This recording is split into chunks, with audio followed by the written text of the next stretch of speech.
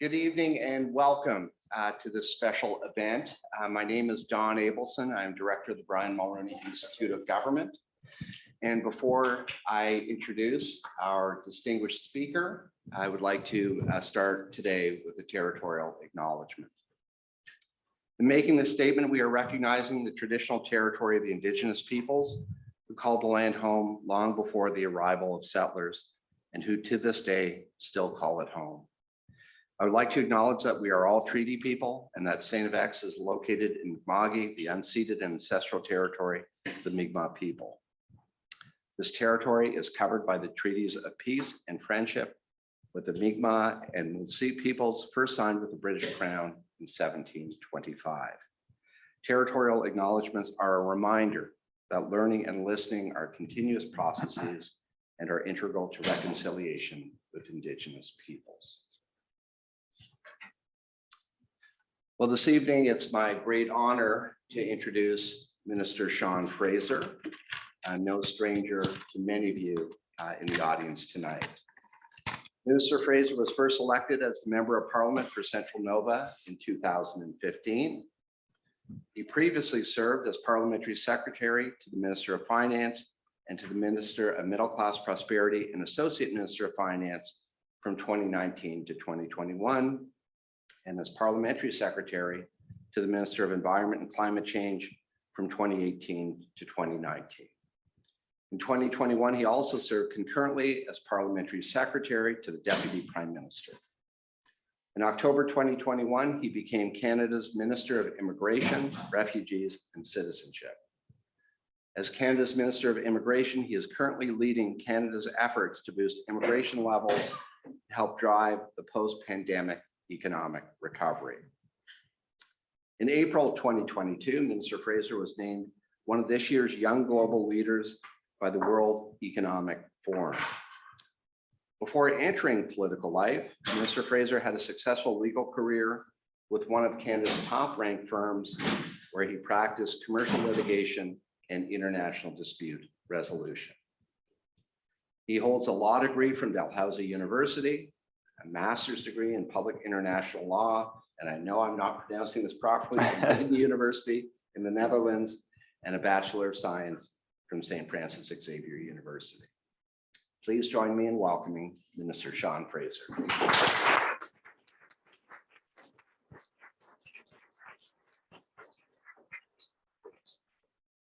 Thank you so much, Don, for the kind introduction and for the land acknowledgement as well. Sean Fraser. It's wonderful to see so many people here to come out to hear a bit of a conversation about some issues that I hope are important. Look, before I get into the substance of our conversation tonight, it's just really good to be back on campus and to see so many people. You know, this place has given an awful lot to me. I think, well, first of all, my parents met here, so I suppose I owe literally everything to this place. Realistically, it was my time at St. FX when I first had an opportunity to engage with people who had different life experiences than I did, who came from different parts of the world than I came from. And it opened my eyes to the fact that there's a world out there a lot bigger than my experience. And this place gave me an opportunity to start to take part in some of those aspects of life that were bigger than my life before St. FX. I think back to some of the work that I did as a volunteer with WUSC, an organization still going today very strong, that sponsors refugees to come study as students in Canada. I think back to something that took place near the end of my third year here. It was awful. There was two gentlemen from the community, one student, one member of the town, who were attacked because they were gay. And it led to an organization of concerned students and community members that we called Citizenship at the time. And we marched down to the steps at Town Hall to demonstrate to the community that we thought it didn't matter who you loved, you deserved to be safe in the community that you called home.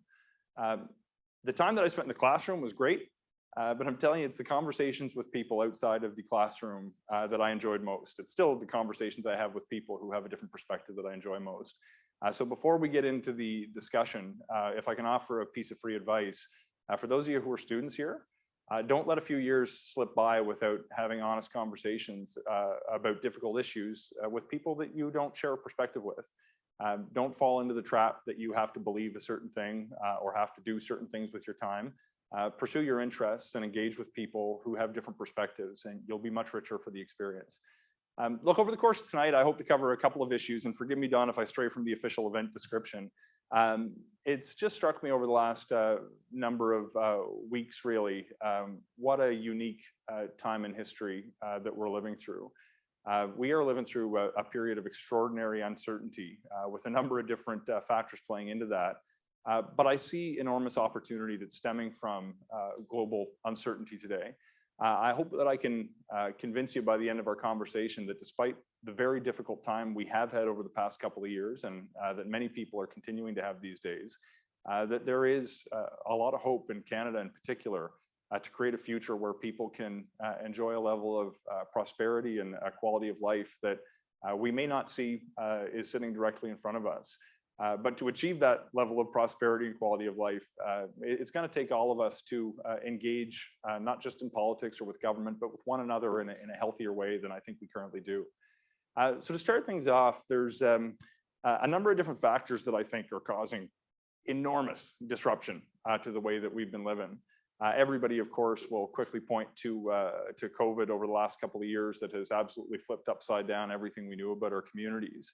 But we can't lose sight of other factors that are at play as well. We're continuing to live through an absolute crisis of climate of a scale that we sometimes forget when we're dealing with the immediate challenges of affordability or public health threats from COVID-19. And all of this is happening at a time when the geopolitical norms I think we took for granted for the past 80 years have been threatened and in my view, are at risk of coming to an end as a result, most recently, of the latest invasion by Russia into Ukraine. And all of this is also happening at a time when the demographic makeup of Canada is something that should cause alarm for all of us, with an aging population that's not followed by an injection of young people to join the labor force and to contribute to our communities at the same scale that we have over the past half century or so. I'm going to dig into each of these issues just a little bit, but one of the things that makes me feel I've got something unique to offer on each of these conversations is through the different positions that Don introduced just a few moments ago. I've had front row tickets to some of the political debates and decision-making tables on some of these issues, whether it was my time on the finance portfolio during the COVID-19 pandemic, my time on the environment portfolio as we were addressing certain measures to combat climate change, or the role that I have now in welcoming immigrants and refugees to Canada, as we have for generations in this country. And you don't have to agree with anything or everything I say, but I hope we can engage in a good conversation about it nevertheless. You know, I think it's important that we, when we're talking about the disruption that we've gone through, we've kind of become accustomed to showing up and wearing masks and dealing with the fallout of COVID-19. But just to give you some perspective, I want to let you know what some of the conversations I was having were like in the early days of this pandemic. My job as the Parliamentary Secretary to the Minister of Finance, then Bill Morneau, was essentially to crowdsource solutions to the economic problems that people were reaching out to our offices about. I can't tell you how concerned I was at the time. I don't get fussed about hardly anything. I think, look, the health of my family, the well-being of my neighbors, absolutely. My personal workload, the challenges that I might deal with at the office, they don't tend to bother me. You do what you can, and you try to overcome the barriers that are in front of you. But I remember in the early days of those pandemics, of the pandemic, I got off the phone after a briefing with the Minister of Finance and his team, and I must have looked as white as a ghost. My wife came up to me afterward, and she said, "Are you okay? You don't worry about anything. Your worry is making me worry." And I remember saying something along the lines of, well, Dad's got land and we can get seeds, so we're going to be okay. And I wasn't serious, but at the time, what was actually going through my mind is that I didn't know what our Main Street was going to look like. I figured grocery stores were still going to be a thing. Didn't know about banks. Didn't know about all of the businesses and industries that keep my neighbors working, that allow them to feed their kids. And I realized that somebody who doesn't think I'm all that fancy or smarter than anybody else who happens to work in politics, I suddenly had a responsibility to figure out what some of the solutions were to the problems that we were dealing with. And my strategy to try to identify those solutions was to talk to as many people as I possibly could. I'm convinced I might hold the record for most Zoom meetings over the course of the last couple of years. I've talked literally to tens of thousands of people, sometimes a couple hundred at a time, in order to figure out what the government of Canada could do to help reduce the public health threat and make sure that we still had an economy that would support people on the back end of the pandemic. And what I started hearing from people was not what you would expect to hear in circles around financial policy or fiscal policy of the federal government. What I heard was people didn't know how they were going to pay for groceries. They couldn't go to work because their work was shut down, and they weren't going to be able to cover the cost of their mortgage. Businesses were saying, I can't pay my employees because I'm not allowed to sell products because I actually have to engage with people face to face to sell those products. And I remember after the first week or so of gathering feedback, I put together a little summary for the minister's team at the time. And I must have read it over 100 times before I clicked send because I thought I sounded crazy. The recommendations that I included were that we had to start covering people's paychecks. We had to cover payroll for businesses. We had to make sure that nobody had to pay their mortgage or their student loans. And I thought I was going to be laughed out of the room when I gave these suggestions, out of the virtual room, because I wasn't face to face with people. And what stunned me most was some of the most fiscally constrained policy advisors that I've ever met in my life said, this is exactly what we need to do. It turns out I wasn't the only one making these recommendations. They were coming from every corner of society. I've never in my life had an issue that created so much consensus or unanimity and on such an extraordinary policy response as I did in those first few weeks of the pandemic. What we ended up seeing was the strategy has largely paid off. On the economic side, there's not too much I would do differently, maybe a few policy tweaks here and there. I think there are certain policy decisions in particular taken by different levels of government. Not in Nova Scotia, I think we handled it very well from a public health point of view. That probably could have reduced human suffering and set us up for a stronger recovery. But when it comes to the actual fiscal policy response of the federal government, I was really pleased with my colleagues because I remember we did a lot of comparative analyses to different crises that happened over the course of the last century, and people were comparing it to the Great Depression or the Second World War or the Great Financial Crisis in 2008 that caused a lot of harm for a lot of people. And I remember in 2008, I was sort of finishing up law school, looking to start my own career, and it felt pretty bleak at the time. And I remember the whole phrase "too big to fail" that came out of the U.S. Financial crisis to describe the circumstances surrounding major financial institutions. And I've never been so proud because my colleagues, along different party lines, I should say, largely took the position that it was households who were too big to fail. It was small businesses who were too big to fail. And we needed to make sure that people were able to stay home to keep one another safe. And so we could still be here on the back end of the pandemic to contribute to an economic recovery. And when I look at the objective output of the decisions we took a couple of years ago, I see that Canada's fared amongst the very best in the world when you compare similar economies to their pandemic response. We've, for what it's worth, recovered about 115% of the jobs that were lost during the pandemic. We've got GDP that's significantly higher than it was before COVID-19 was something that we'd ever heard of. And the rate of unemployment in Canada today is actually at its lowest level in Canadian history, at least since we started keeping track of those statistics back in 1976. And it turned out that doing the right thing to support people directly, to make sure that they could continue to participate in the economy, actually served our long-term interests. But it's not just COVID that caused this kind of disruption and continues to cause this kind of disruption. We're still dealing with extraordinary consequences in respect of the climate crisis. I remember back, I'm a little bit disappointed, to be honest, in 2019, and look, the very first thing I ever signed up for in politics, I was 7 years old at my elementary school when I became the vice president of the Environment Club. And I've been involved with climate-related initiatives ever since. I remember I was a parliamentary secretary at the time going into the 2019 election, and every door, climate change is what people wanted to talk about. We were marching in the street. I actually think there's a climate strike taking place this Friday here on campus. And although people still feel passionate about it, Being confronted with the immediate threat to public health or affordability has taken a lot of people's eyes off what should remain a major priority. The disruption that we're experiencing is beyond what I could have imagined when I was vice president of my elementary school environment club. I didn't mean to schedule it this way, but it's no coincidence to me that we're expecting one of the worst storms in the history of our province is going to land over the next couple of days here.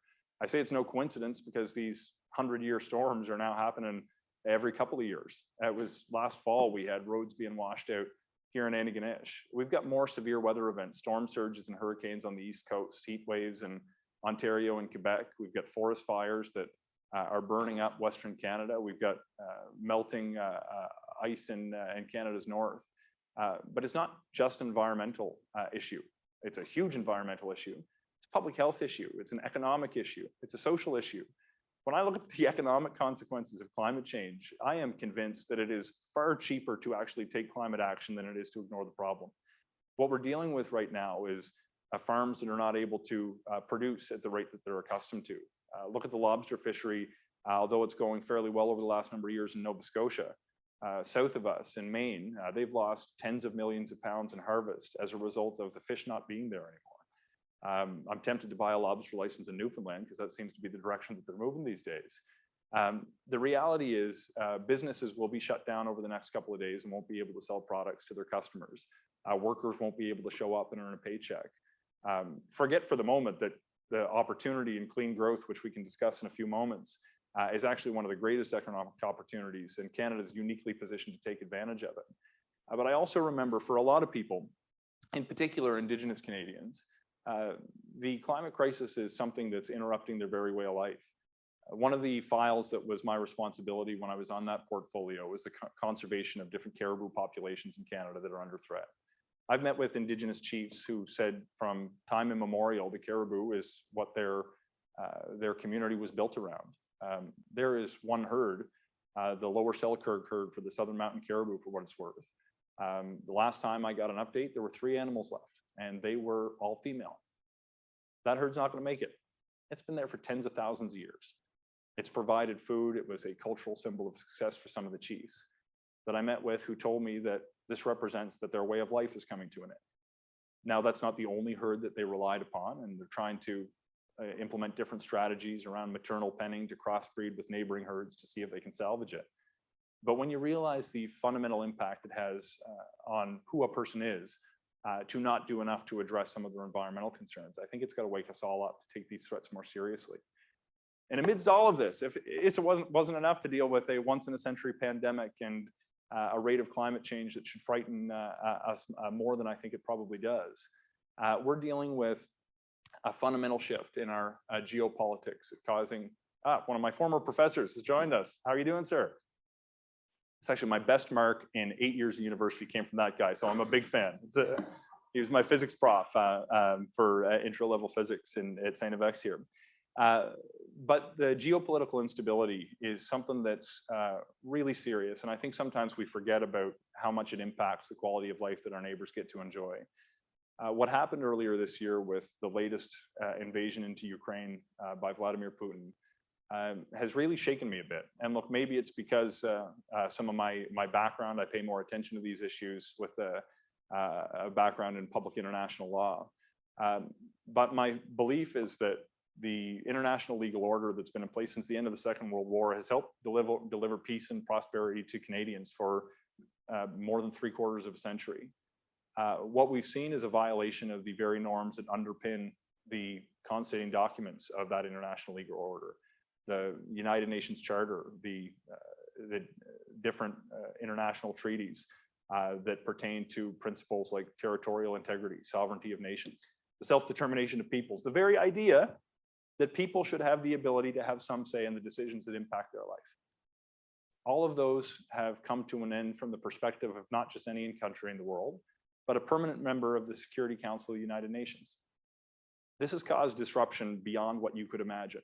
The conversations that we're having with international partners now are about whether they need to reorient not just supply chains, but diplomatic and trading relationships so people can have heat this winter, so people can have food over the course of the next year. not only have we interrupted the political stability that we've enjoyed for decades now, we've interrupted the supply of the 5th largest producer of grains in the world. Well, we haven't done it. The regime in Russia has done it. The energy production that the Europeans have come to depend on has really exposed fault lines and caused people to rethink who they want to do business with. And we've got an awful lot of people calling Canada these days to say, we need you right now more than we ever have, because you happen to produce all of the same things that Russia and Ukraine produce. And you see these fault lines breaking down to, and I'm grateful in some ways for a certain step back on certain countries who seem to be a little bit more cozy than I was comfortable with Russia after their latest actions. But the combined impact of these different disruptions can't be overstated. And it's happening at a time as well when we have a demographic problem that should be leading us to sound the alarm bells. For those of you who aren't aware, about 50 years ago, there was 7 workers in Canada for every retired person. Today there's 3. In Nova Scotia, there's a little more than 2. By the time I'm retired, it's going to be 2 just about everywhere in Canada if we don't change the trajectory we're on. Now, aside from repopulating the country the old-fashioned way, if I can be imprecise about it, I think that leads us to need to severely boost our immigration levels, which we can discuss a little bit more. But these combined forces are hitting us simultaneously. And what it's leading to is really frightening. There's a lot of people in our community who are being impacted in a way that they never thought possible from a few years ago. There's people who've become ill who are, although we don't necessarily describe long COVID as a disability quite yet, I'm convinced we will someday. There's a lot of people who haven't been able to return to work. There's a lot of people, despite the fact that there are jobs out there, have had their job come to an end. There's a lot of people who are dealing with increases of the cost of living as a result of the COVID-0 policy adopted in China that's restricted supply chains. At the same time, the supply of food and energy, which I mentioned, coming from Ukraine and Russia has been restricted. And at the same time, where there's an immense housing shortage in Canada, that's putting very real pressure on our neighbors. The conversations that I had over the course of the summer worry me greatly. There's a lot of people who are doing really well right now. That doesn't worry me. And I don't blame people who've had success. I don't blame people who've come up with a solution to develop vaccines that may have done well, though I have some issue about the tax regimes that are in place for certain large business players. I don't blame anybody who thought that they could start making masks to protect their neighbor and may have made a profit from it, or selling plexiglass. I think, largely speaking, they've done a public service. But not everybody is doing as well. Not everybody's been able to transition to work from home the way that a lot of others have. And some of the people that I've talked to over the course of the past few months, they're hurting right now. I met somebody in Pictou County over the course of this summer who told me she won't bring her kids to the grocery store anymore. And the reason why will break your heart. She said she doesn't want her kid to see her go to the cash register and have the cashier tell her she doesn't have enough money in the bank account to pay for groceries. She doesn't want to have her kid join her down the aisle to put a box of Cheerios back because she can't afford it. There are a lot of young people I've been chatting with who are graduating from a place like this and doing a master's program or going to law school, who have 6-figure debt and have no pathway towards having a place that they can live and start a family. The number of young people I've talked to who are choosing not to start a family because they can't afford a home to house that family is really worrying. I met a lot of seniors who live in northern Nova Scotia who literally will split their pills because they don't know if they can cover the cost of them. There are people who are going to work in 2 jobs to muddle together what looks like full-time hours, who are just barely scraping by. I don't think it's too much to ask in a country as wealthy as Canada that people can afford a box of cereal for their kids, or that young people should be able to see a pathway towards owning a home and maybe working in a job that they actually enjoy. The kinds of decisions that we make have a very real and tangible impact on the quality of life that the Canadians get to experience. And I think when you sometimes hear people like me talk about GDP or job vacancies and labor force statistics, it can feel a little bit robotic. Those statistics are all super important, but we can't lose sight of the fact that the purpose of keeping track of those statistics and trying to advance policies that improve them are driven by the human experience, by people who live in our communities. There are conversations I've had that worry me more than the individual consequences of people who are struggling to get by. And it's the people who are struggling but have also lost hope that someday they might be able to get by. And when I see this deficit of hope that's starting to grow, it gives me a lot of cause for concern. Because when people stop seeing a better future for themselves, it can become a self-fulfilling prophecy. If a person doesn't see an opportunity for a business idea to succeed, they're not going to take the risk to start that business. If a person doesn't believe that seeking higher education is going to allow them to pursue a career in the field that they want to study in, they're not going to take that program that they very much want to and might excel at. And when people lose the sense that tomorrow is going to be better than yesterday, it's a frightening thing. That's all the bad stuff. There's some good stuff to share too.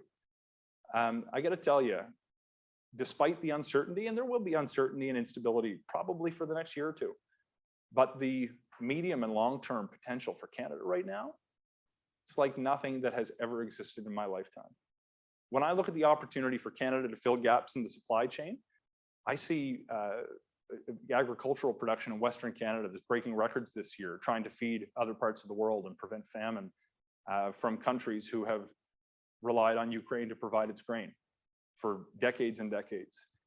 I see the climate crisis begging for Canadian solutions because we have the critical minerals that are needed to manufacture battery storage that's used in electric vehicles and that will be able to store in an energy grid renewable energy that we currently don't have the capacity to save.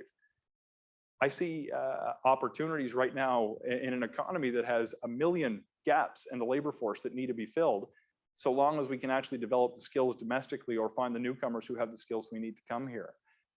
And I see a demographic challenge that I've described that can be cured most easily in Canada compared to every nation in the world. I've been thinking a lot about that last one these days, given my position as the Minister of Immigration. And I'm telling you, it's something special in Canada. I've had meetings with my counterparts from all over the world who will say things to me like, how do you manage to bring in so many people from different parts of the world and have them integrate? And it blows my mind that people have to ask that question. With the exception of Indigenous communities, every family in Canada came here initially as a migrant. Mine happened to show up about 250 years ago from Scotland. There's some who've arrived 250 days ago from Afghanistan and others who've arrived in the last number of weeks from Ukraine. Every day there are more people arriving and becoming Canadian. It's a beautiful thing too, because once a person becomes a citizen, they are every bit as Canadian as I will ever be. But you get the sense, and if you get a chance to go to a citizenship ceremony, please go to a citizenship ceremony. It's one of the most extraordinary things that will remind you that if you were born in this country, you have won a lottery at birth. When you're surrounded by people who are choosing to be Canadian, who realize that they are putting their family on a course for a better future for generations, it is a magical thing to be surrounded by. And when you meet their kids who are playing soccer with your kids or taking skating lessons with your kids and who are doing just as good at school as your kids, it's a really powerful thing because you realize it's not just that family that's going to benefit. It's all of us who's going to benefit when they make a contribution to our communities over the course of the next few generations. If we embrace all the opportunities in front of us, whether it's manufacturing vaccines in Montreal, building airplanes in Calgary, or growing primary industry here in Nova Scotia, or growing the tech sector in Nova Scotia, the limit of our opportunity is boundless, and I would dare say greater now than ever before. And I think we can take a lesson from history if you're searching for a little bit of hope. If you look back and you read a little bit about what people were hoping our economy might look like after the Second World War, it's really fascinating. What most people were hoping for was a return to before the Depression. They wanted things to go back to normal. And I've heard that an awful lot over the course of the pandemic. People saying, when are things going to go back to normal? When are we going to be able to enjoy the kind of life that we had a few years ago? I think that is the bare minimum we should be asking for. We should be asking, how can we create a level of prosperity that we couldn't have imagined a couple of years ago? Because if you go back in the mid-40s, what people wanted was the late 1920s, before the Great Depression had hit. And what happened over the course of the 1950s and 60s is people actually did grow the economy at a rate that they could never have imagined. For a lot of people, it worked out really well. It didn't work out for everybody. There's a lot of people who came from Black communities or Indigenous communities or people who didn't look like me, white guys with good jobs, that it didn't work out for as well. But over the course of those 2 decades, the quality of life that people got to enjoy was far greater what people could have imagined in the late 1920s. I think we're at a similar moment in time right now. If we embrace the opportunities before us to grow the economy, we're going to be able to inspire that kind of growth and prosperity as well.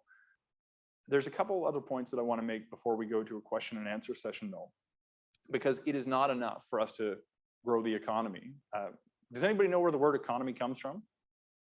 It's Greek. The word oikos means household, and nemean, I'm probably pronouncing it wrong, means management. Economy is literally a translation of household management. Economies are meant to work to improve the ability of households to manage their affairs, not to have a higher GDP so you can brag at the UN about who's doing better than your neighbor. The reality is we have to make sure that as we grow the economy, we build an economy that works for everybody.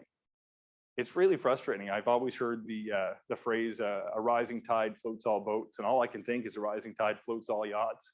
But we need to do more to make sure everybody gets to benefit. And it's not just the right thing to do. In my view, it's the smart thing to do. I've just been thinking over the last couple of years, the cost of not including everybody in an economic growth is immense. You look at the struggle that women entrepreneurs have compared to men, trying to build out networks, trying to gain access to capital. It's extraordinary, the economic growth we are not experiencing because we are not creating a level playing field for women in the economy. I look at the lack of childcare, which we're thankfully finally, after many decades of talking about it, dramatically expanding. There's 250,000 parents in Canada today that are not working because they cannot afford to, because their entire paycheck would be eaten up with the cost of childcare. We're in the middle of changing that, and I think that's going to be a wonderful thing. But the idea that we didn't address this as an economic growth policy many decades ago is astounding. I remember my first briefing that I had when I was the parliamentary secretary to the Minister of Finance. I said, have you guys ever conducted a return on investment analysis to figure out what we could do to get the greatest return per dollar spent in terms of the growth in the economy we could expect? Without missing a breath, he said, childcare, easy. Interprovincial trade barriers was the other one. That's not as fun to talk about. It's important, but it's not as fun to talk about. When we actually take steps to include more people in the economy, it's essential. And it's not just women who've historically been discriminated against in the economy. You can look at Black Canadians. You look at Indigenous Canadians, the fastest growing segment of our population in Canada, at a time when we're desperate for more people to grow our population to combat demographic trends and fill gaps in the labor force. And we are leaving them behind dramatically. We're still talking about some communities, although most have now gained access to clean drinking water, that are not quite there yet. I've talked to young people in Indigenous communities in Canada who aren't able to worry about what job they may have, because in some heartbreaking conversations, I've even had young people say, what I really need is some recreational things to do, maybe a ball field or a basketball court in my community, because I've seen some of my brother's friends who are a little bit older. They don't seem to have anything to do, and they've fallen into a life that I don't want to live for myself, with abuse of alcohol or drugs. And I think if I have a ball field to play on with my friends, that might not be me. These are things people have actually said to me in meetings. And I think to myself, how are we not doing everything we can, not just to make sure you have recreational infrastructure, but that you can have access to an education that will allow you to create whatever life you want for yourself? If we actually build in the opportunity for everybody to take part in the economy, it's going to help all of us. It's going to grow the economy more quickly. But as a final point, if I can ask a favor of you, don't leave this to governments. We obviously have a major role to play, but we don't get very far if the public isn't behind what we're trying to do. And we are living through an intensely polarized time, not just in our politics, but in the conversations we have with one another. I think a lot of it's driven by social media. We are literally dealing with platforms that are our primary ways of engaging with the world and people who live in our neighborhoods, that is designed to give us information that does two things: confirms our biases and makes us angry. That's literally what the platform on Twitter will do, yet many of us are there scrolling through mindlessly, just figuring out what we can be mad about against somebody who disagrees with us on something. I relish opportunities to have conversations with people I disagree with. It's where I learn something and occasionally have some fun in the debate too. I remember when I was a kid, there'd be people pop down to the kitchen table in my parents' place, and they'd have good arguments about whatever was going on in politics, and then they'd have a cup of tea afterward and help put the dishes away. I wish we had a little bit more of that in our civic discourse. But when you engage with people who are elected, or you want to engage with something in your community, just remember, you don't have to agree with somebody else on everything in order to help make a difference in your community. It's remarkable what you can do if you find areas of common ground where you can actually get together with a few folks to build a new playground in your community. You can engage a local elected official to maybe help secure a grant. You can work with people to open daycares and improve access to health services. And I find so often we are trying to rally people behind an opinion that people could agree with, rather than actually achieving something tangible for our communities to make it a better place. If you want to get together with friends to talk about politics, I think it's a great idea. But don't just pick the people who you already agree with. You might have fun for a couple of nights, but you're not going to do anything. If you actually can say, hey, we might agree on some things and disagree on others, but let's try to improve the things we agree upon, you can actually make a world of difference. I represent an awful lot of communities, several hundred in the area of Central Nova. The ones that tend to do better than others over time are the ones that have a handful of people who get together to try to do something to make their hometown a better place to live. Those are actually the ones that make it easier for me as an elected official to help out with getting access to grants, because they've gotten organized and come up with a plan that's driven by the communities. I think a lot of people expect their government officials to sit behind closed doors and go look out for their interests. Oftentimes, elected officials might not be aware of your interests unless you've spoken to them about it, unless you've organized a group of people who can get their attention. I think it's really important that you're able to do that so you can engage people in conversations. My sense is, really without exception, I'm yet to meet somebody who's run for public office that didn't have an interest in making their community a better place. I met lots of people who have different visions on how that should happen. I disagree with all kinds of people in different parties and within my own party by times. But I think everybody's motivation, for the most part, is pretty good. They want to make Canada a better country. They want to make their community a better place. And most of them have an open door if you actually want to come and say, I've got an idea that can improve the quality of life for people who live in my community and in your community too. That's how you can inspire people like me to work harder for you, because you can inspire us that you're on the right track. So if I've got one piece of advice for you after all of this, although I led with a piece of advice about not wasting your time by missing out on the years at St. FX, one more. Next time you find yourself scrolling through social media, liking things that come from somebody you already agree with, put your phone down and call a friend and go have a conversation about something that might make you uncomfortable. Try to learn something from somebody who has a different life experience than you have, and I think you'll be far better off for it.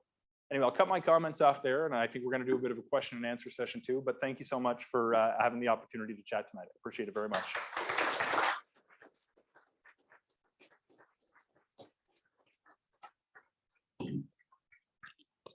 So Minister Fraser has been kind enough to take any questions from the audience. So please raise your hand and a thorough response. Yes, please. Hi, thank you so much, Mr. Fraser. I am an immigrant in Canada, and I've been here for 18 years, and I am Iranian Canadian.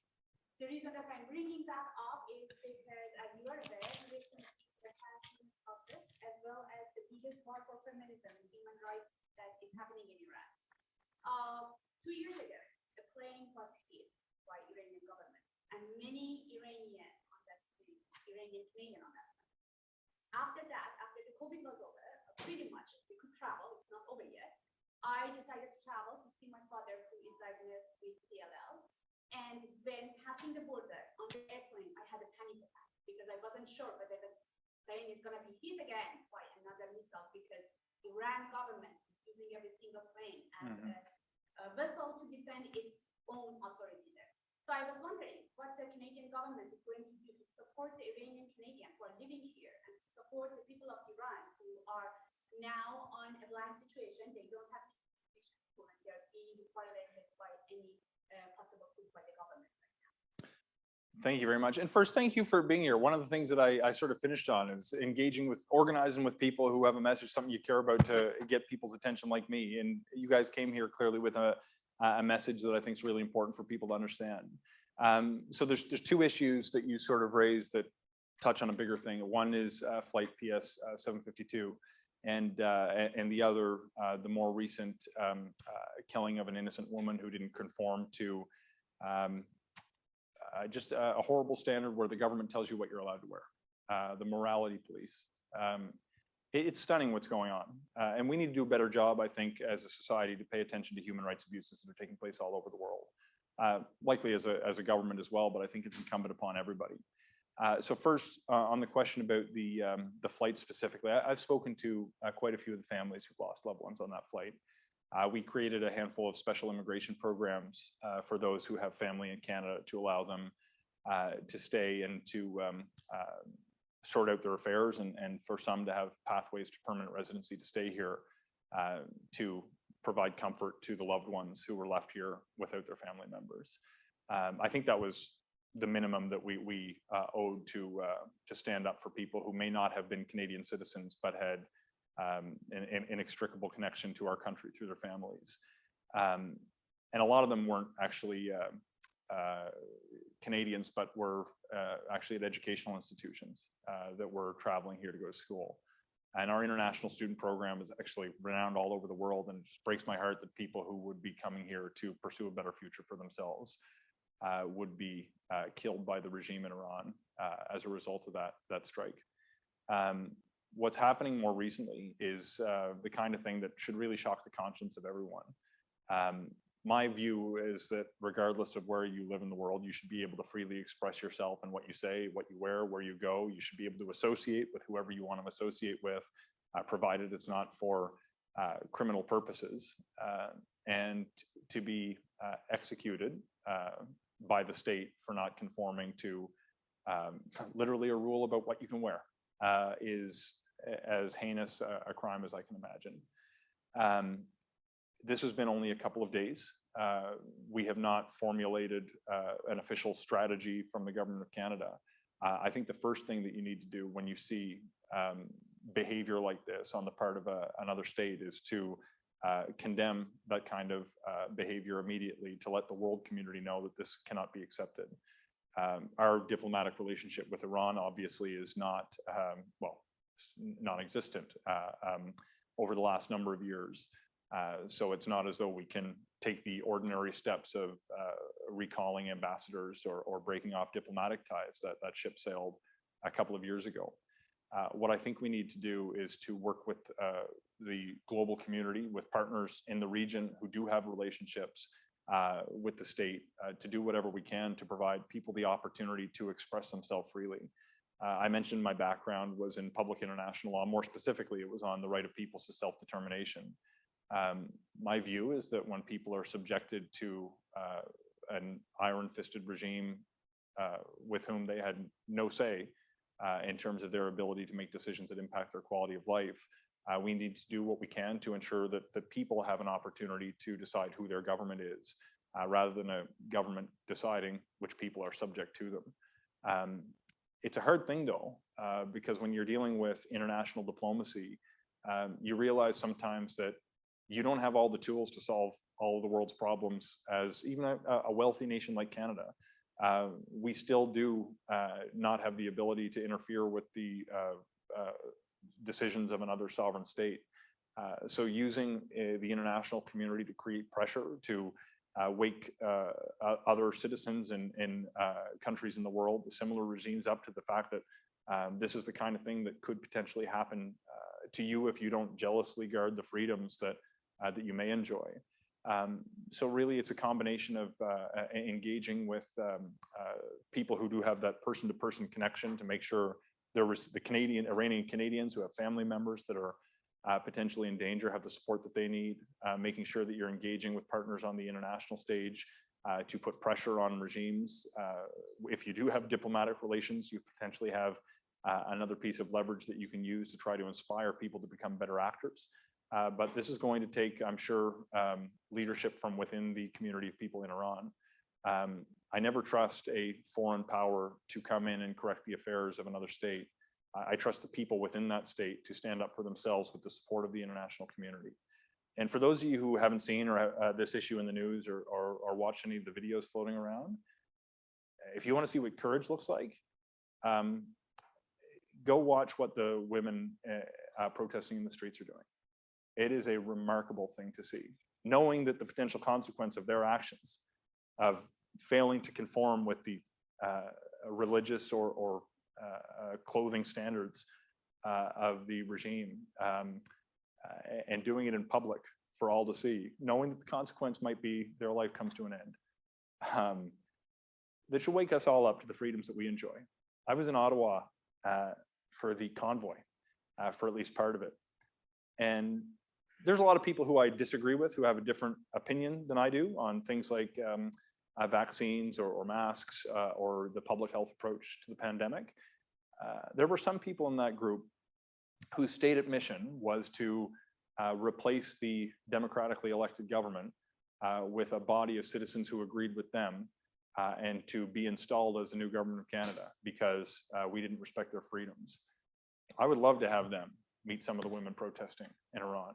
I would love to have them meet some of the refugees that we've helped resettle in Canada who fled the Taliban at risk of death or persecution, and then have them complain about what freedoms we don't enjoy in Canada. Happy to continue the conversation another day. I know we exchanged information at the beginning, and I'll look forward to learning more about what you think we can do. Thank you. Yes, sir. My name is Oliver. You mentioned that a regime or government cannot impose certain values or how we should dress and whatnot. Yet I am a Quebecois, and I know that Bill 21 imposes restrictions on Muslim women to not wear certain religious symbols in their households. And Bill 96, which highly restricts the language laws in the province, even though we have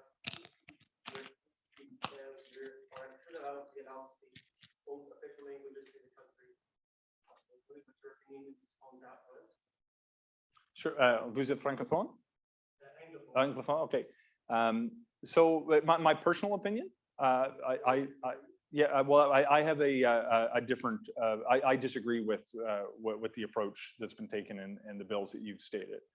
One of the things that I do have a lot of faith in are the institutions that we have across government.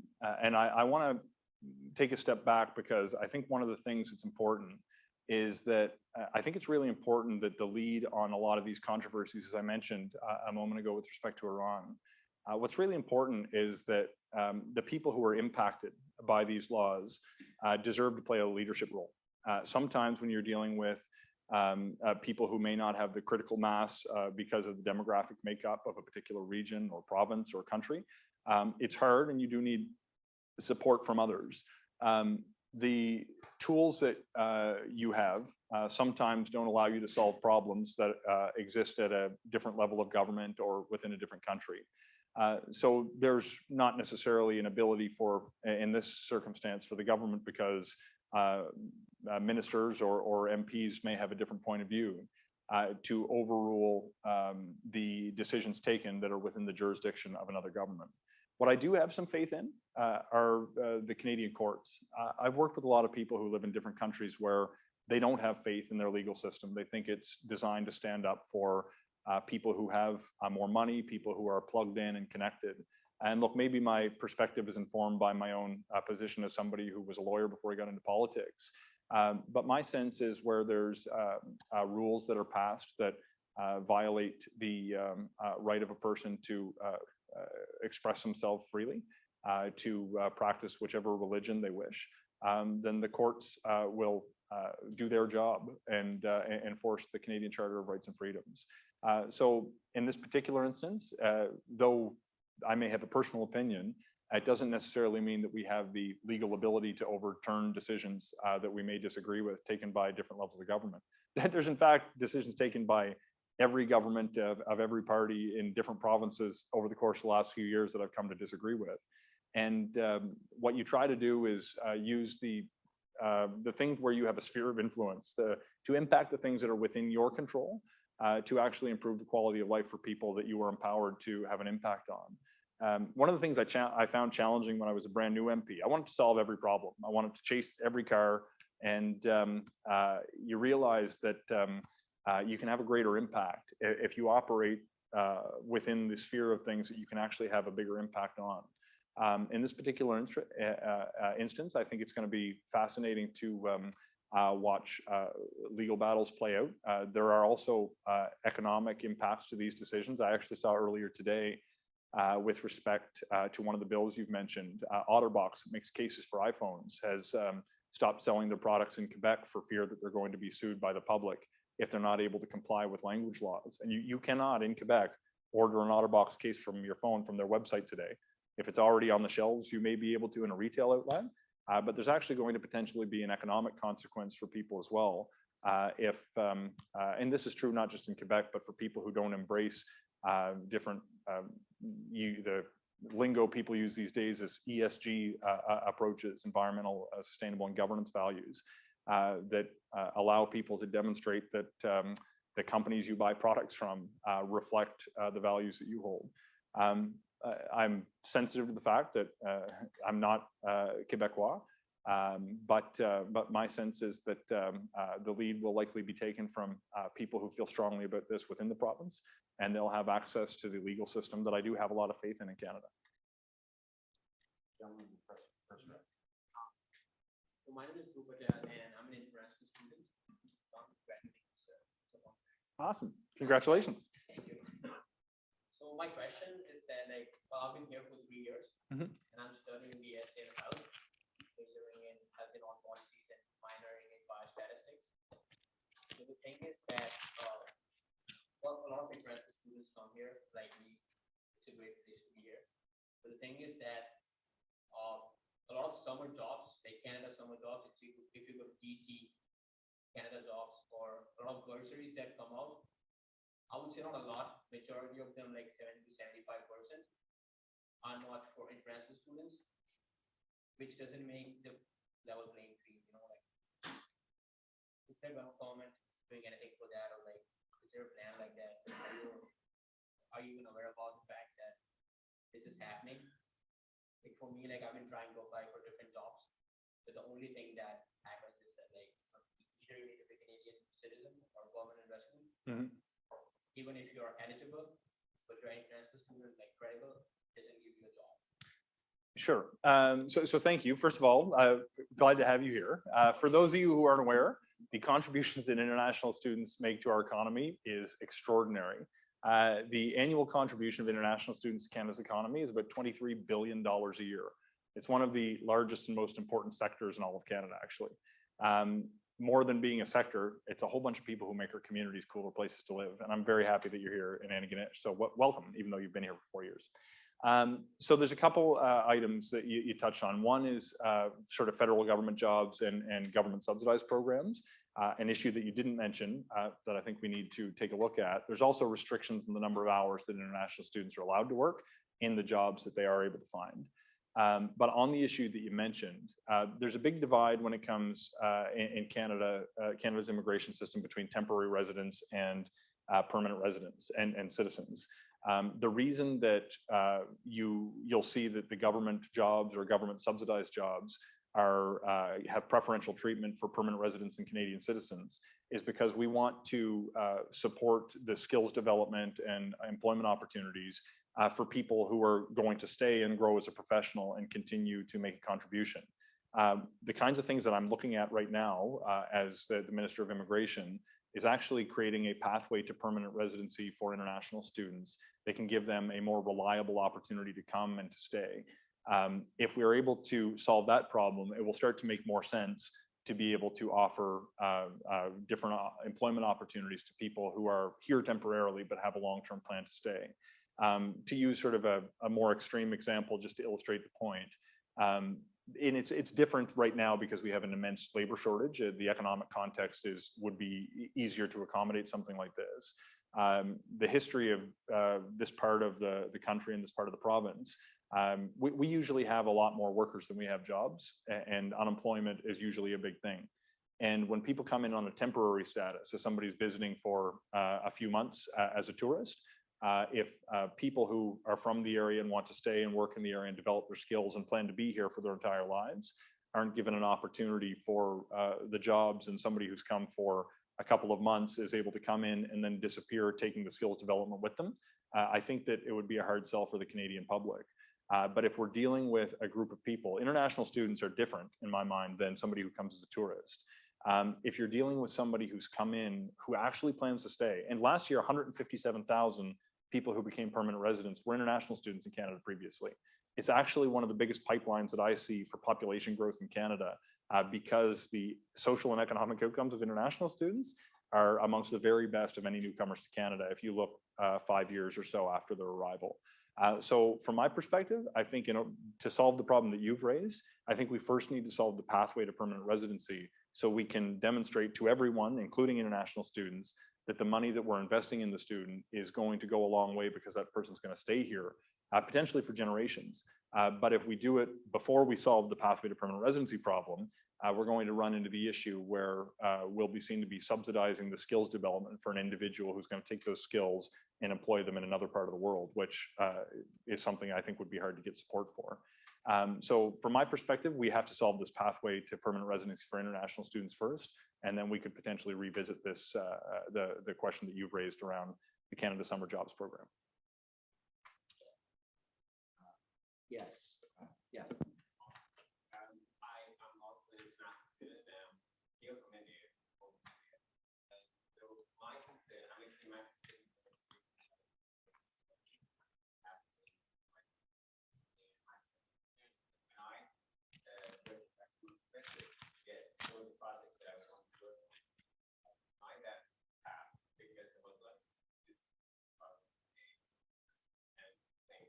Mm-hmm.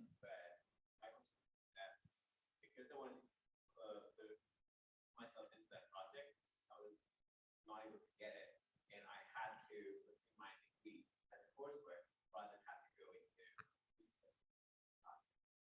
And that still shadows over the fact that we as international students take have to go to the summer jobs and whatnot to make a living here. Mm-hmm. But having denied the project that I which we are government funding for.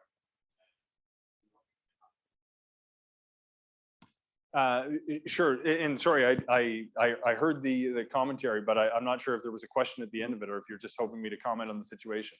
No, there is a question that is there a reason why the project that even for master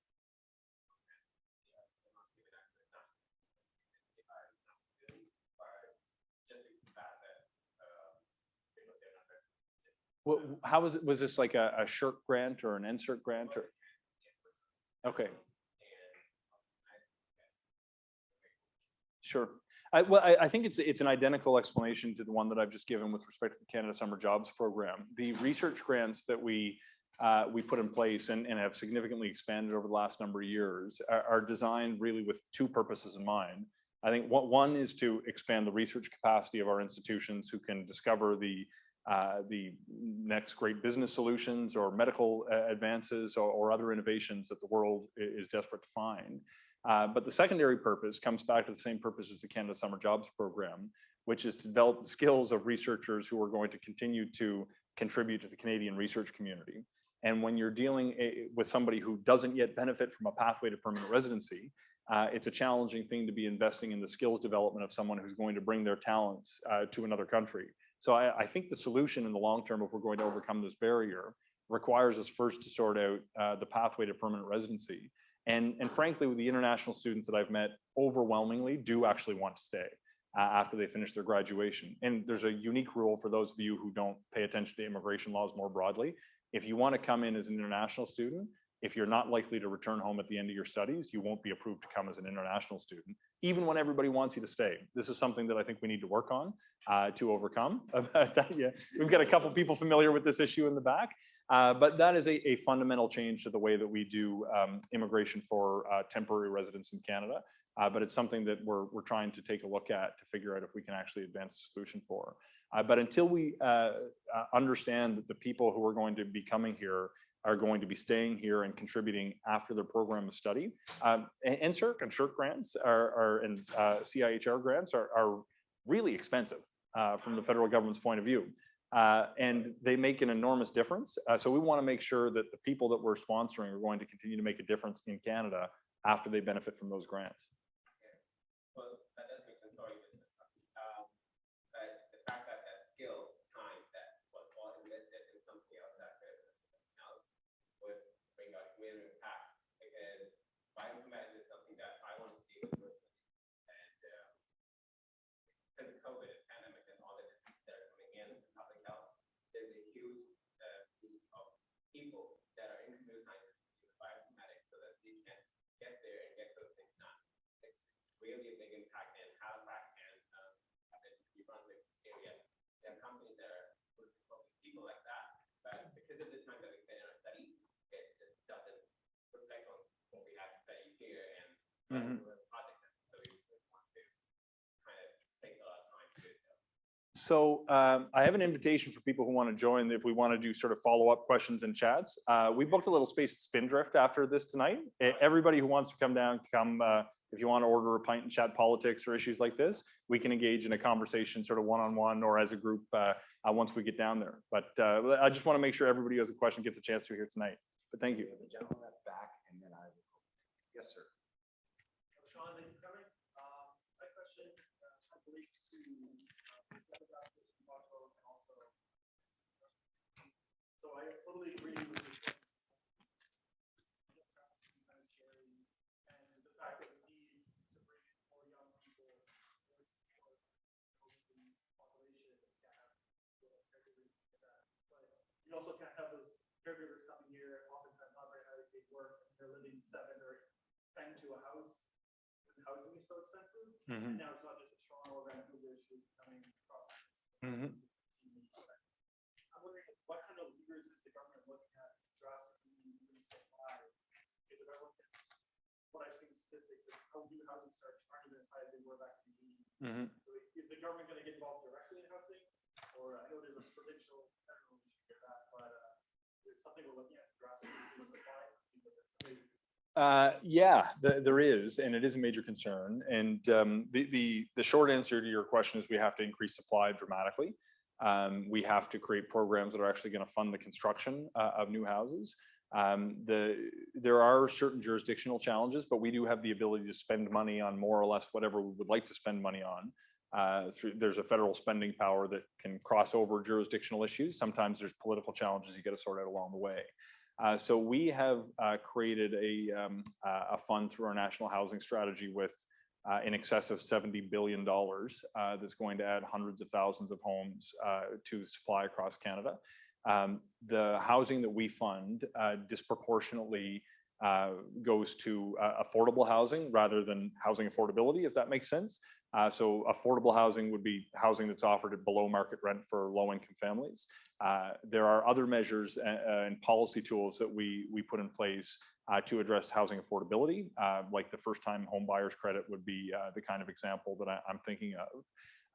We actually have projects in Antigonish that have been funded by the federal government. I'm thinking up off Hawthorne Street and at Appleseed Drive as well. And we've got a new facility that's opened up just down the road in New Glasgow. It was a few $1 million from the federal government that has 36 people living in it today through the Rapid Housing Initiative. So if you want to get the sort of more detailed suite of policies, Google the National Housing Strategy and you'll figure out what it includes, both in terms of what we're going to fund directly through the Canada Mortgage Housing Corporation and also the policy levers that we're going to try to do to address the housing affordability issue. But one of the things that we can't ignore is we're not going to be able to boost supply if we don't grow the labor force. We need to bring in newcomers to build more houses. I sit right next to the housing minister in the House of Commons, and we have this running joke. I'll say, Ahmed, look, if we can satisfy my immigration ambition, are you going to be able to build enough houses so we don't compound the housing problem? And he says, Sean, that depends. Are you going to be able to bring up enough newcomers to Canada to build all the houses that we need? And it's exactly true. One of the things that is really unique, that's completely in my bailiwick as the immigration minister. We've had a major policy change in June of last year. The legislation that was adopted in June. The policy will be ready to deploy this spring. It was through the Budget Implementation Act. We had the way, sorry, I got to take a step back, indulge me for 30 seconds here. Canada has what's called the express entry system for economic migrants to Canada. That's a points-based system, and you get points for your level of education, whether you have linguistic competencies, whether you have certain skill sets, work experience, etc. There's a whole range of factors, and you get points depending on what criteria you meet. If you are a very highly educated person, you have a very good chance of getting into Canada, regardless of which field you are very highly educated in. Right now, the greatest needs in the Canadian economy are, I'm using too broad a brush here, healthcare workers and skilled trades. Somebody who went to the equivalent of a community college to get a background in carpentry or welding typically won't have a chance of getting in when there's a lot of people who've got a PhD in anything. And one of the changes that we've made is going to empower me and my successors as immigration minister to target the needs of the labor force by sector and by region. So if we need more nurses in Nova Scotia, more carpenters in Toronto, and more tech workers in Vancouver, or whatever the case may be, we're actually going to be able to do a targeted draw and say, we'll take 100 nurses for Nova Scotia, and we can take the highest scoring nurses who want to move to Nova Scotia. If the housing crunch is biggest in Toronto or Montreal or Vancouver, and we want to bring in skilled tradespeople who are going to move to that part of the country, we're going to be able to draw on the highest scoring people who meet those needs. It's going to make the system far more nimble, but you should expect, look, I'll at risk of getting out in front of my own decisions and consultation process, I'm yet to meet an area who has not complained about the shortage of healthcare workers and skilled tradespeople. We need more skilled tradespeople to build more houses to combat the very challenge that you've mentioned, because I have enormous ambition to grow our population. I think a decision not to would be reckless because of the demographic trend that I mentioned, but also because of the short-term labor shortage. I mentioned some economic stats during my remarks. Our economic recovery is likely the strongest of any developed economy in the world on the back end of this pandemic. And despite the fact we have the lowest level of unemployment we've ever had, there's 1 million job vacancies in Canada. We are not used to a circumstance where we have more jobs than workers. And that's what we have right now. And we cannot replace them with the domestic labor force, because in Atlantic Canada, for every 10 people that are leaving the labor force, there's only 7 joining it. Things are going to get worse if we don't continue to bring people in. We just need to bring people in that have the skills that are in demand to meet the needs of the Canadian economy, and building houses is right at the top of the list these days. Hi, I'm Lisa Strong. I'm the Director of International here at CIVEX, and my colleague Max from UT, who is also in every RCI. We live in the weeds of immigration policy. I have the privilege of working with international students for 12 years. The CPF Ocean immigration policy to develop the international student program that has blown past rules that were set. And we're thrilled. We love that we're here. We love international students. Now being in Nova Scotia, it's incredible the transformative impact that our students will have. What I am also seeing is that as we blow past our goals, the train is starting to get a little jiggly, that it's starting to go off the rails a little bit. And I'm curious to know your thoughts of what are the greatest risks to the international program here and middle. Yeah, there's a couple that come to mind initially. First and foremost is the well-being of students. The second is the capacity of our immigration system to handle the volumes that it's dealing with. First, on the well-being of students, institutions like St. FX tend not to be problematic, if I can be frank. There's quite a number of institutions in Canada who have stellar reputations, who have a history of participating in the international student program, that don't keep me up at night. There are a whole range of private career colleges, some of which are phenomenal institutions that do a very good job of incorporating international students, and some of which, in my view, are taking advantage of international students. The stories that come across my desk often involve severe mental health challenges with students who were sold a false bill of goods, being told they could come to Canada to work, didn't actually come for the primary purpose of study, have had their family sell or loan their belongings, their homes in another country so they could finance their child's journey to Canada with the idea they would be able to bring their family here later when they didn't understand how the immigration system works. It leads to a lot of international students being left destitute, not knowing where to go to seek help, and it's a very real problem. There are some institutions that have popped up across Canada, and I question whether they were actually created just to make money from international students rather than to provide an education. And I think we need to do a better job of monitoring who gets to take part of it. It's challenging, back to the jurisdictional constraints that we discussed in relation to a question from our friend from Quebec, because the designation of learning institutions for the international student program is done entirely by provincial governments, and we don't have the policy hammer to whack it with to say we're not going to do this anymore. We could probably negotiate some parameters with provincial governments to place limits on who gets access to it. I think that would probably be a smart place to start. The second piece, and this is where a very present challenge right now, is around the processing capacity. The international student program has exploded in recent years. Last year, we had a record number of about, I think it was 562,000 study permits that were issued last year. That was more than a 30% increase on the year before. This year, we have had about a 27% increase from this period so far this year compared to the record last year. It won't be long before we're dealing with 1 million applications a year. For those who don't pay very close attention to immigration policy, for a whole host of reasons, there are way more applications in the system today than we have ever had. We're processing them much, much faster than they've ever had, and in much greater numbers, but with such an extraordinary demand on the system, I worry that a lot of people won't be able to get here and take part in the programs on the schedule that they've wanted to. We've made some changes to the system to make sure we're not compromising people's eligibility for postgraduate work permits, allowing them to start their program through online studies so they don't lose their academic year because their study permit was a few weeks late. So I think we have to work with provincial governments and with institutions to make sure that they're not taking on a greater burden than they can actually handle, primarily to support the well-being of students, but second, to compromise the ability of the actual program to succeed across government. For what it's worth, in Canada, for visitors to Canada, whether you're a student, a temporary worker, or a tourist, we don't set any limit on the number. We never have set a limit on the number who can come in.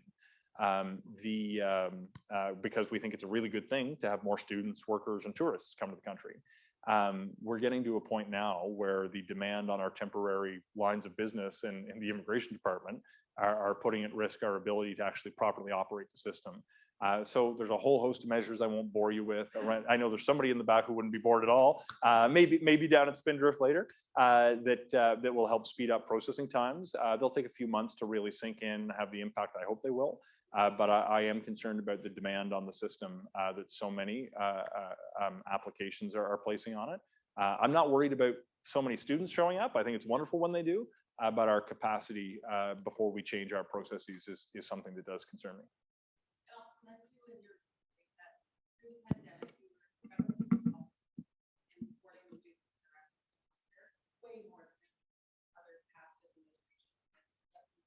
That's very kind. Thank you. You're very kind. Yes. My big concern right now is that, like, I love the fact that you're Mulroney out here, but it's like there doesn't seem to be enough places for the children to go. Mm-hmm. I was wondering if there's right now the prices are low, but Yeah, and the prices aren't as low as they should be. They're going to come down over the next few years until we get to $10 a day, which I think is more reasonable. It'll allow a lot more people to work.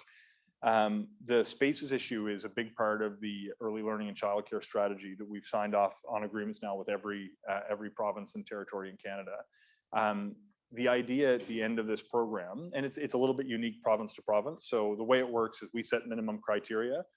Provincial governments, if they meet those criteria, can sign an agreement with us to gain access to the money that will help them bring down the cost and expand spaces. One of the principles behind these agreements is universality of access. That means we don't just need spaces for everybody, we need spaces in every part of Canada where people live. So it's going to take some time to mature though, because we're going through, in Nova Scotia, the model that they're moving towards is going to be run by essentially a provincial agency. People who have existing private care facilities will be able to continue to operate their private care facilities. But for people who are going to take part in the new public facilities, it's going to take a couple of years for them to build out all the spaces where some don't already exist. I had a meeting this morning about, it'll actually, I think, be the first childcare facility that's going to be put into a hospital, and it's in our constituency, but the other corner of it in Musquodoboit Harbour. There's some really innovative things that are coming out of this where people are looking for existing public spaces that already exist in different communities so they can try out new ideas, and if they work, they'll be able to expand them more rapidly across the province. So there will be an increase in spaces to meet the needs of however many families wish to avail themselves of it. But before we actually get to that level of success, it's probably going to be 3 or 4 more years before the spaces in Nova Scotia are fully matured. But so far you are starting to see expansions like the one I just mentioned. And there has already been a dramatic reduction in cost, not as far as it needs to go, but already it's the cost of childcare in these spaces has been cut at about half in the last few months. Person in white hat, yes.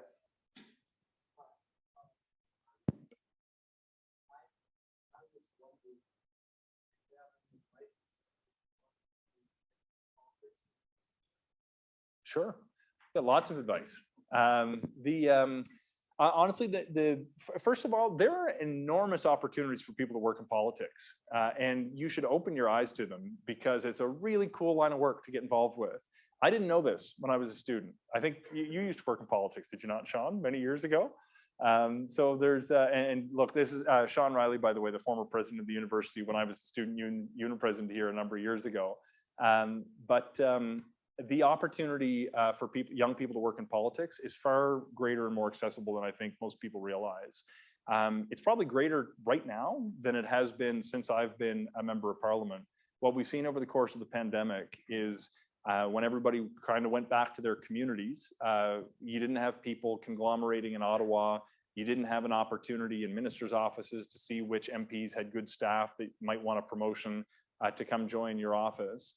And there are tremendous opportunities if you're willing to work hard, if you're interested in politics, to actually get paid work, half decent paying jobs. Most people have some kind of an education, but not necessarily in politics or political science.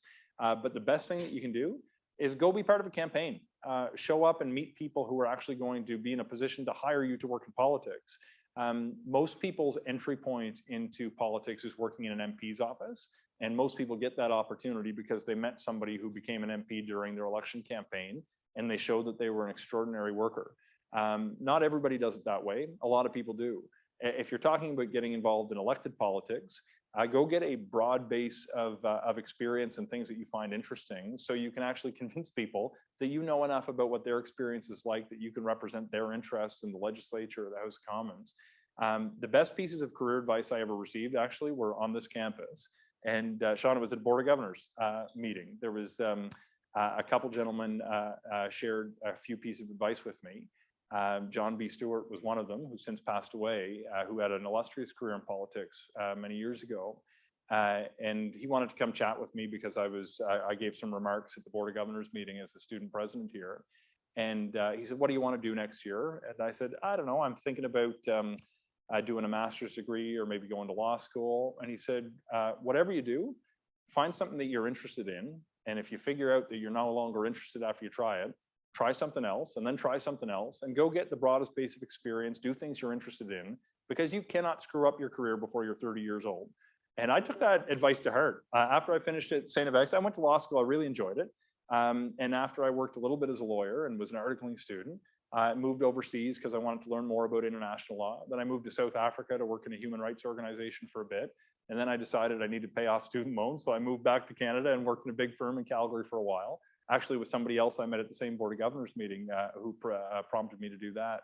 But the best sort of nuance to his advice after I had the conversation, he told me not to focus on what job title I want to have, but on what problems that I'm interested in solving.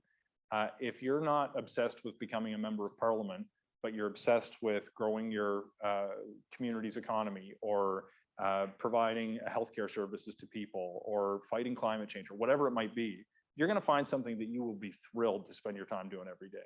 If you obsess over what job you want to have, if you don't get that job, not everybody gets to be a member of parliament. Most of it is timing, to be honest. You have to be decent enough to convince people you're worth voting for. But if you have the best campaign and you're the best candidate at a time when the tide is going against you, you might never get that job.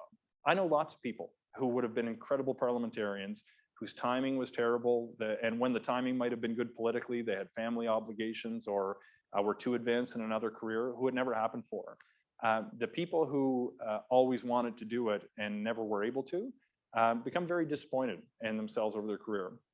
The people who were grounded in what problems they wanted to solve, what issues they wanted to work on, that also thought about it for themselves, they're some of the happiest people I've ever met because they found a different way to pursue what their interests were. So you can find jobs in politics and it's super interesting. And I encourage anybody who's interested in it to talk to people at my office, find me when I'm in the community, we can dig in a little bit deeper. But don't obsess over the individual job you want to have. Focus on the things that you're interested in, the problems you want to solve. You'll be much better off in the long run. So time for a few more questions. Yes, sir. So I was just, I liked your talk about the different skilled labor jobs and how important that will be in Canada. And just the difference between like, we're a rural community, but like that's mainly because of diversity. Whenever immigrants come into Canada, usually it's attracted towards cities because there's communities built up there, depending on where they come from. How do you think, like, we as a government can attract them to more rural areas and help that base grow to support more diverse communities? Love this question. Love this question. And I think about it literally every day. So I'll tell you a story just before I give you an answer to it. When you're appointed to cabinet, you have a meeting with the Prime Minister and you don't know what he's going to say when you walk into that room. And he sat me down. We had a chat about my family. We had a baby a few months beforehand. We made some small talk and caught up because we hadn't seen each other too much that summer. And after a while, he said, well, look, I want you to be Canada's immigration minister. And I think what I said was, it's a much bigger job than I thought you were going to give me today. But he said, Sean, it's not a coincidence that I'm appointing a minister of immigration who comes from a small community. We don't have the capacity to continue to meet our immigration ambition if everybody goes to Toronto, Montreal, and Vancouver. We just don't. The housing circumstance in our biggest cities is actually becoming a real bottleneck to growth. And we need to replenish our population for some of the reasons I outlined, both economic, social, and demographic. But we have to find a way to get them to smaller communities. There's not one tool that will help us do this. There's a whole suite of policies that we need to put forward. And before we can get into the specific immigration policies, we have to make sure that the rural communities have the absorptive capacity that will allow people to come and to stay. So we need to make sure that we're identifying communities that have housing capacity, that have health and educational services, that won't be overwhelmed if we rapidly grow our population, that have needs in the economy that can be filled with people who have the skills that those communities need. So that's the sort of cost of admission to this conversation, is building the absorptive capacity of these communities. But there are some really cool things that we're trying out that are starting to show signs of success. So we adopted a special program for Atlantic Canada called the Atlantic Immigration Pilot. And what we're seeing, that program is designed, it's place-based and employer-driven. Nobody else in Canada can take part of this. You have to have a job offer from an employer in Atlantic Canada.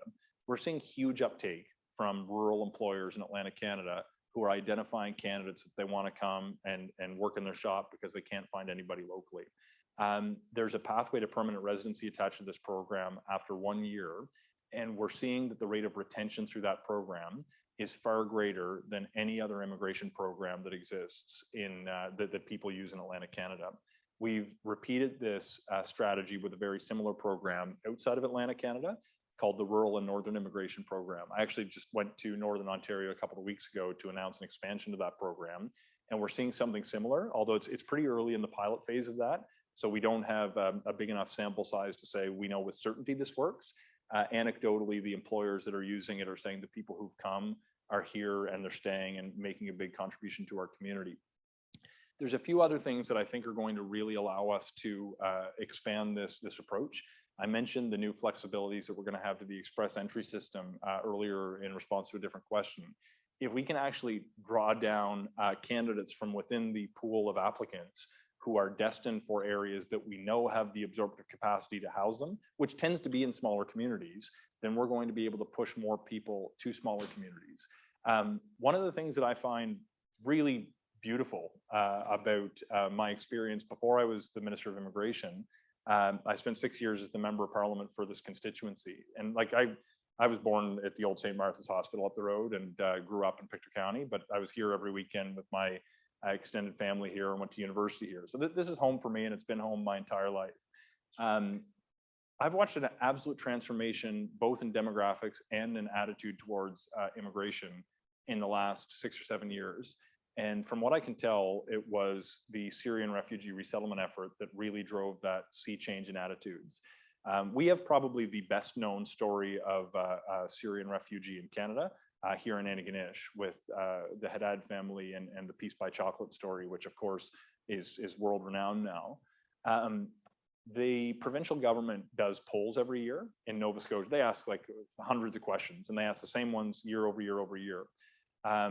At the end of, I don't know if it's 2015 or 2016, one of the questions they ask every year is immigration a good thing for our province?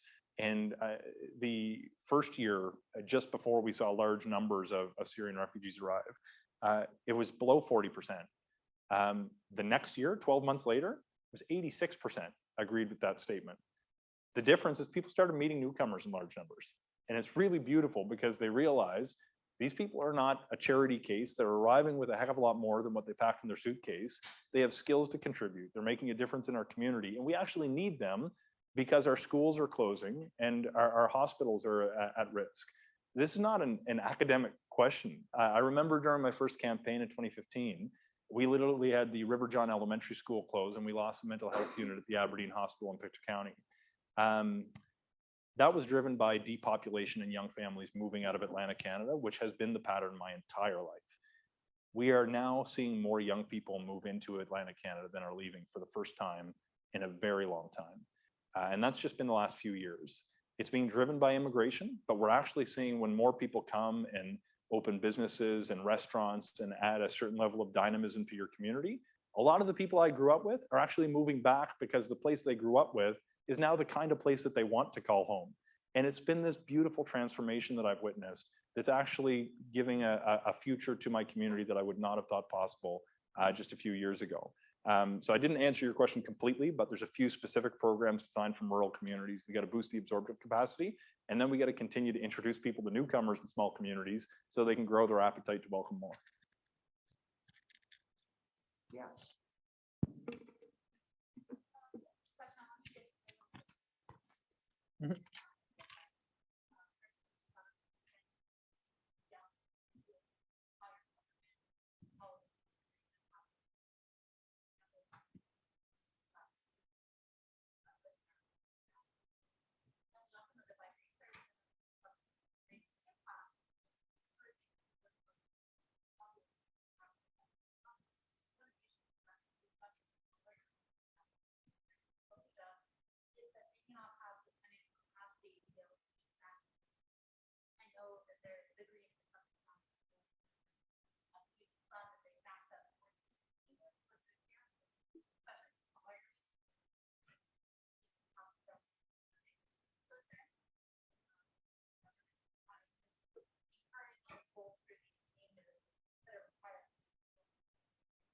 Yeah, and when you say you're required, you mean by provincial statutes that municipalities are required to reduce their emissions?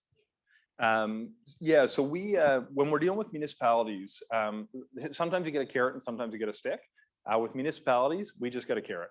We can't tell municipalities what to do or how to do things. Provincial governments can. We are deploying the carrot in a way that is a much greater scale than has ever been done. So what we're essentially doing is saying, hey, you got a project, we're going to be in for a big share of it. Actually, I've been working really closely over the last couple of years with the town of Antigonish in particular to see if we can make Antigonish the Canada's first net zero community. But if I only cite local examples, we've got a multi-million-dollar solar garden that I think we've had in excess of $3 million from the federal government to build out. And Antigonish is actually one of the coolest opportunities to make change here too. Antigonish is one of a handful of municipalities that still owns its own electrical utility, which creates opportunities to do more creative things than anywhere else in Nova Scotia. There's about 5 or 6 of them. So paying for things like the solar garden.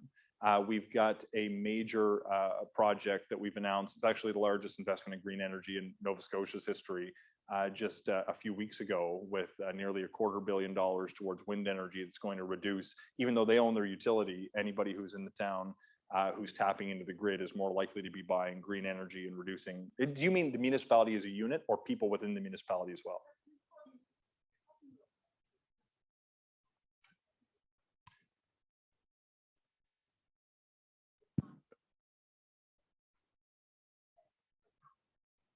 Oh my goodness, if people, I love that Antigonish is viewed as the wealthy municipality when I work with people from Toronto and of course, yeah, no, right, that's good. So there's still different programs that are available. So you mentioned the sort of rural and northern infrastructure fund. That was motivated by this exact need. So typically speaking, historically we'd go a third for the cost of different projects. We changed the formula for general infrastructure where we would cover 40% of the cost of a project, and the provincial government had to go to a third and the municipality had to go to 27%. But in the rural and northern piece, we're still insisting the provincial government cover a third, but we'll do 60% of it, which reduces the municipal share down to 7% of the total cost of the project. These funds go pretty quick though. They get eaten up because you're competing with every other rural municipality in Nova Scotia, which would include the town and county of Antigonish, by the way, who could still avail themselves of that program. There are other programs that we can help finance with building retrofits. So we've got a fund that the first round has been completed. The second's going to open this fall. It's called the Green and Inclusive Communities Building Fund. And you have to meet certain criteria. But the advantage of that fund is the federal government can actually pay for the whole thing. We're not requiring that municipalities chip in. It's very competitive.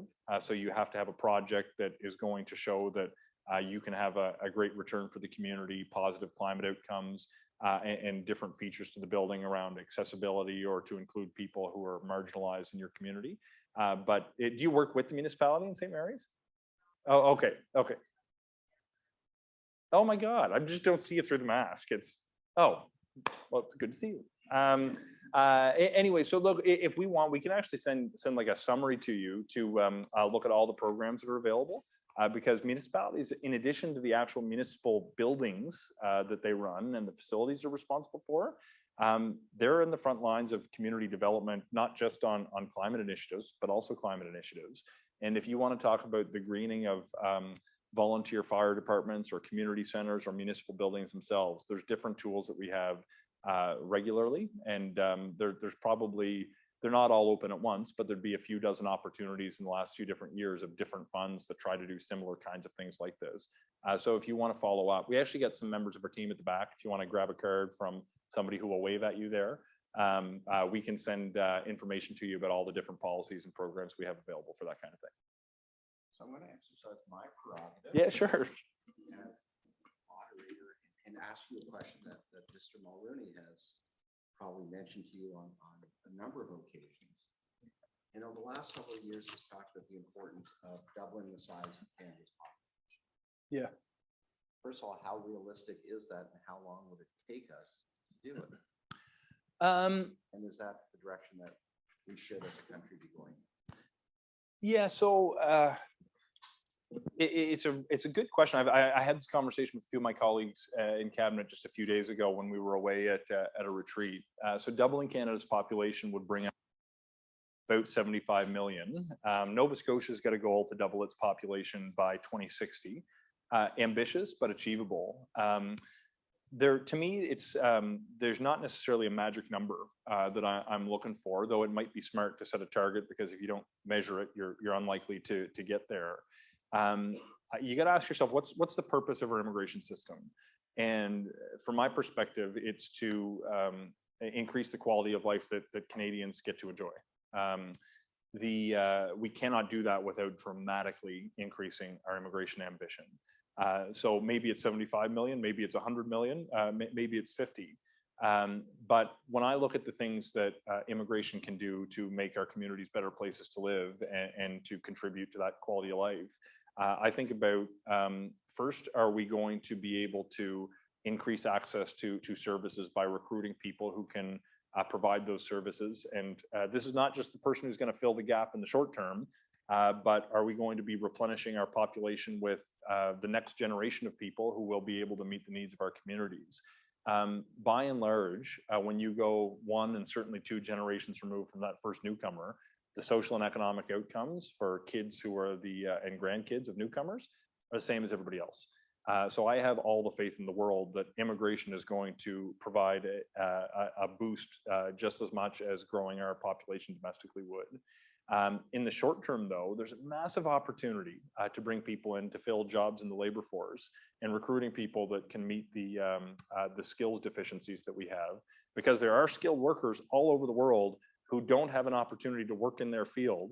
It's actually really fascinating right now. If you look at a country like Jordan, they're having a real crisis because they get a lot of people who are highly educated, super skilled, but don't have job opportunities in their own country. And they're very happy to have their talent go and further develop their skills and work at their full capacity in another country. And they often come back later in life and spend their money at home. But to your question, can we do it? We can. We could. I think if we wanted to, over the next 40 or 50 years, talk about becoming a 75 million person country, I don't doubt that we could. But we have a lot of plumbing to take care of before that can happen. I mentioned the absorptive capacity in response to the question about rural communities. We can't do it if we don't build way more houses. If you look back 50 years, it was pretty common to have families with 7 or 8 people living in a single house. I grew up in a family with 8 people. That's not the norm anymore. Most families have 1 or 2 kids, if any. There's a lot of people who have 1-person households, and we are right now forming more households through immigration than we are building houses, and we won't be able to hit an ambitious goal like that if we don't take care of housing.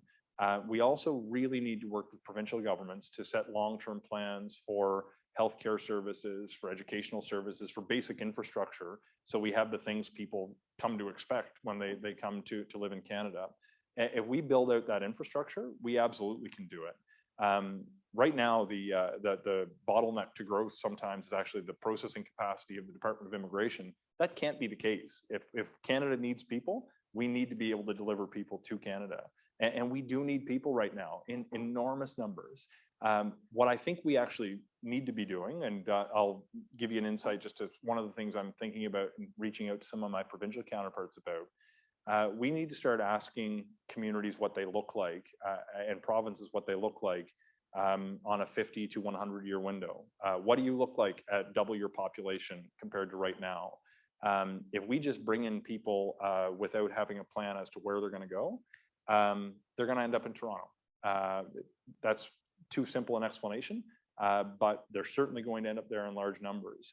If we can actually create a plan to say, in Antigonish, we're going to grow our population to 10,000, excluding the university, but the town itself, over the next few decades. What's that going to take? What kind of investments can we be making now or be planning for 10 years from now that will allow us to get there?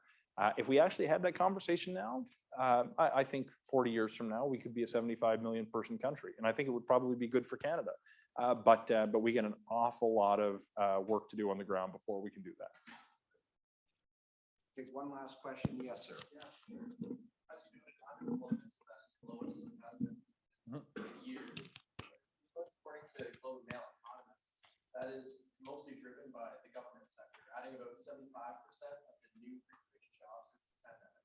And they've been public jobs. Like, what can we do actually to incentivize people to join the private sector, to reinvigorate the private sector, and to really boost that across the country? Yeah, and just a point of clarity, we got to be careful about building out, solving an infrastructure deficiency through public funding and public jobs. I think we need to make sure we distinguish those as well. But long-term economic growth isn't going to be driven by more public servants.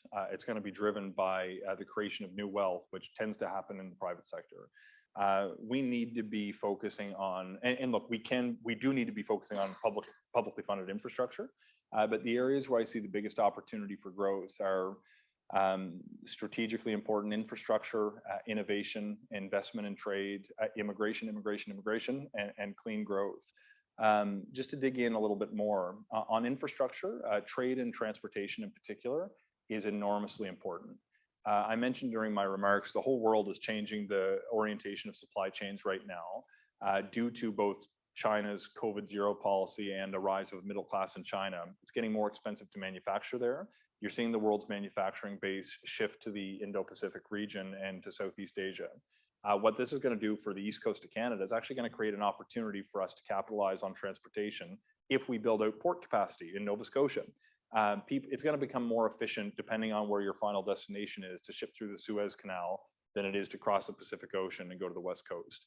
This creates an opportunity if we actually invest in trade and transportation infrastructure to capitalize on the economic opportunity that would have goods flow through Canada, whether they're destined for Canada or the eastern seaboard of the United States. If we want, and look, there are many examples of infrastructure we could point to that we can dig in on another time. When I look at investment and trade, this is probably the biggest opportunity right now for Canada. We don't have a huge culture of investment, even though our foreign direct investment is higher now than it's been virtually at any point. The real reason I think we've got the greatest opportunity, Canada is the only G7 economy that has a free trade deal with every other G7 economy. We are the envy of the world when it comes to the trading opportunity that we have. But we do need to foster the culture of investment, not just trade. And we need to ensure that small and medium-sized businesses are able to participate in that global trade network. And back to infrastructure for a minute, we need to make sure every home and business has access to high-speed internet. There's a fund rolling out right now that's going to get us pretty close over the next 4 years or so. But without that, we are going to be condemning rural communities to not be participating in the global economy, and we cannot allow that to happen. On the immigration, I think both in the short and long term, there's only two things that's really grown the Atlantic Canadian economy in the last 5 years or so. It's immigration and automation. Immigration, both to solve the short-term labor shortage, but also to drive growth in the long term. When you create a bigger domestic market, local businesses tend to thrive. When you're bringing in people who actually have skills that are necessary for the world, you can actually create an enormous amount of wealth when people start businesses that sell products all over and create jobs in your own community. I mentioned Peace by Chocolate. Tarek told me when he first arrived, though almost everybody was very welcoming, he did have somebody say, "Hey, why did you have to come here and take my job?" That was the first guy he hired in their factory. And he's created a complete change in mindset for that guy. But we're starting to see this when newcomers come here. They tend to fill key gaps in our care economy. They tend to create more wealth through business growth, and they tend to add value to the businesses that they work for as employees. But the last part of the answer, two last parts. Clean growth, I sort of canvassed during my remarks a little bit. Here in Nova Scotia right now, it's phenomenal what's happening. We've got companies, literally the Global X Prize for climate opportunities was won by CarbonCure last year. They figured a way to capture and sequester carbon emissions and inject it into concrete, which both pulls it out of the air, but strengthens the concrete, and everybody wants their product because it's the best concrete in the world now. We've got a company in Nova Scotia that has created a graphite-based paint that's near frictionless, that paints the hull of vessels, that reduces the use of fuel by 20%. So forget the emissions reduction piece. People are just happy that they're paying way less for fuel. We've got companies, Sustainable Marine Energy, that is now delivering for the first time tidal energy to the grid in Nova Scotia. There's Green Oil Solutions in Pictou County near where I live that's manufacturing a product that can filter oil out of bilges and vessels. There's a parking meter company in Abercrombie, 45 minutes from here, who has a patent to build electric vehicle charging stations into parking meters they can put in every big city in the world. There are enormous opportunities, but the final piece to the puzzle is innovation. We are not investing anywhere near where we should be in research and development in the private sector in Canada. I think there's more that the federal government can do to incentivize that. I think you want to make sure that the investor who stands to benefit is actually the one who's putting a lot of skin in the game as well. But if we can foster a culture of innovation, the next century is going to be driven by a knowledge economy. I look at what's going on with payments technology, with open banking right now, and I see professionals from all over the world who are educated in tech and computer science that are flocking to Canada right now. Extraordinary what's happening. Wealthsimple, a billion-dollar company, comes out of Canada. Applyboard, a group of brothers who came as refugees and are now have several 100,000 international students that they've been serving that are a potential billion-dollar company. The number of people who are creating billion-dollar solutions from nothing, but the knowledge they have on how to work a computer is astounding. And if we can invest in R&D and embrace innovation as part of the economy, we can help deliver a level of prosperity to Canada that we could not have imagined before the pandemic. Terrific. Well, just before I thank Sean, it occurred to me when he was making his wonderful and sweeping presentation that my colleagues and I in political science and in public policy and governance can teach you many things. We can teach you about political institutions, the challenges of climate change, how to recover from the economy. We can do all those things. But one of the things we can never teach you is to be empathetic and compassionate. That's in your DNA. What you heard tonight in the presentation and in Sean's responses to you is what happens when politics meets passion, compassion, and empathy. That's what we need from our political leaders, regardless of your political leanings. The Mulroney Institute of Government is nonpartisan. What we haven't seen in a long, long time are politicians put people ahead of interests. That's what you saw tonight. So on behalf of the Mulroney Institute, on behalf of everyone in attendance, let me thank you for this evening, which to me was one of the best and most moving presentations I've heard. So thank you so much. I appreciate it.